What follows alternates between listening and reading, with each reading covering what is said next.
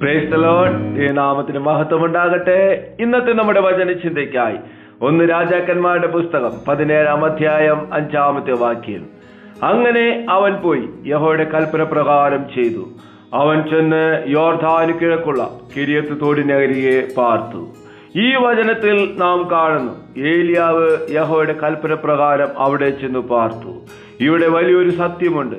ദൈവത്തിന്റെ കരുതൽ നമ്മുടെ ജീവിതത്തിൽ നാം കാണണമെങ്കിൽ, അനുഭവിക്കണമെങ്കിൽ ദൈവം പറയുന്നിടത്ത് നമ്മെ കാണുവാൻ ഇടയായിട്ട് തീരണം.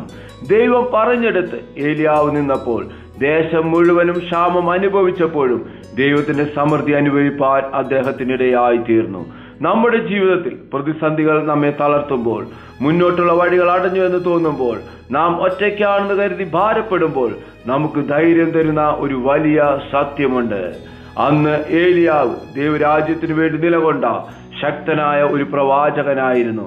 പക്ഷേ സാഹചര്യങ്ങൾ വല്ലാതെ മുറുകിയപ്പോൾ ഭയന്ന് മനംതൊന്ന് അദ്ദേഹം മരുഭൂമിയിലേക്ക് ഓടിയൊളിച്ചു. തന്റെ ജീവിതം ഇവിടെ അവസാനിച്ചു എന്ന് കരുതിയ നിമിഷം ആഹാരമില്ലാതെ വലഞ്ഞ പ്രവാചകൻ ദൈവത്തിന്റെ കരുതൽ അവിടെ അനുഭവിച്ചറിഞ്ഞു. നോക്കുക, പ്രകൃതിയുടെ നിയമങ്ങളെ മാറ്റിമറിച്ചുകൊണ്ട് ദൈവം കാക്കയെ കൊണ്ട് പ്രവാചകന് അപ്പം എത്തിച്ചു കൊടുത്തു. പിന്നീട് സറാഫാത്തിലെ ഒരു വിധവയുടെ ശൂന്യമായ പാത്രങ്ങളിൽ ദൈവം സമൃദ്ധി നിറച്ചു. പ്രിയപ്പെട്ടവരെ, ഇവിടെ നമ്മുടെ ഹൃദയത്തിൽ കുറിക്കേണ്ട ഒരു വലിയ കാര്യമുണ്ട്. അന്ന് ഏലിയാവിന് അപ്പം എത്തിച്ചു കൊടുത്ത കാക്കകൾ ഇന്ന് ജീവനോടെയില്ല. പ്രവാചകന് അഭയം നൽകിയ വിധവയുടെ ഭവനവും ഇന്നില്ല. എന്നാൽ കാക്കയെ അഴച്ച ദൈവം ഇന്നും ജീവിക്കുന്നു. ആ വിധവയുടെ പാത്രത്തിൽ സമൃദ്ധി നൽകിയ ദൈവം ഇന്നും നമ്മോടൊപ്പമുണ്ട്.